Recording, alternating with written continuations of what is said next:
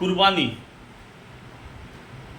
जो हमारे समाज में आज से नहीं हजारों वर्षों से चली आ रही है, अलग अलग धर्म में अलग अलग नाम से कभी कुर्बानी कभी बलिदान होते हुए आ रहा है। कभी मन्नत का प्रारूप है बलिदान, या इच्छाओं की पूर्ति हो, किसी को अर्पित करने का नाम हो कुर्बानी।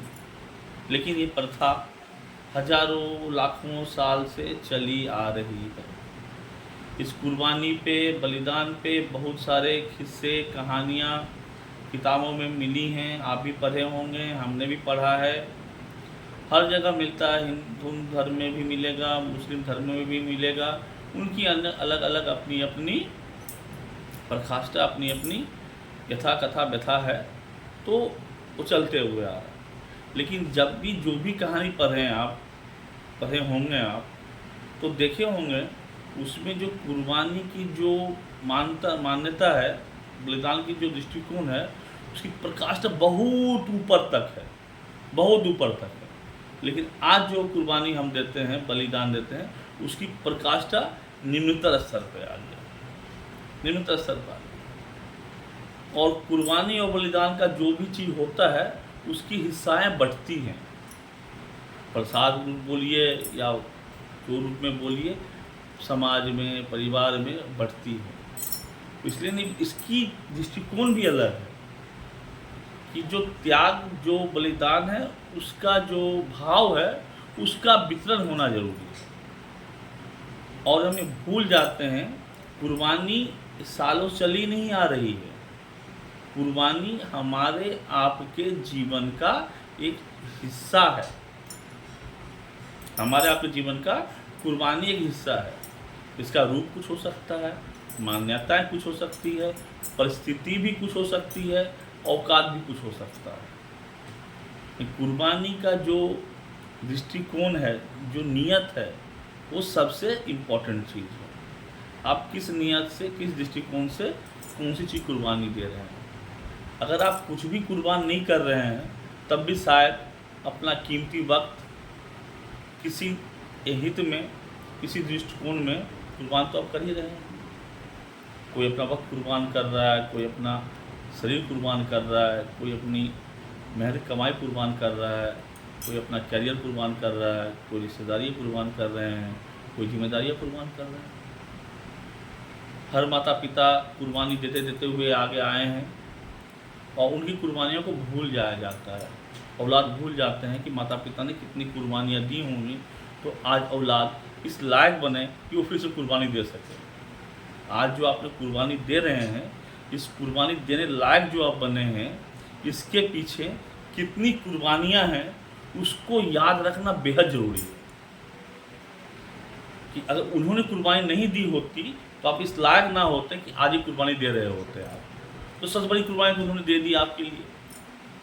तो आपको भी जो कुर्बानी देनी है, उस नियत से देनी है, उस दृष्टिकोण से देनी है कि समाज में, इस संसार में इस कुर्बानी की अहमियत बरकरार रहे, ना कि सिर्फ शारीरिक सुख, रजोगुण टाइप में कुर्बानी की मान्यता बन के रह जाए।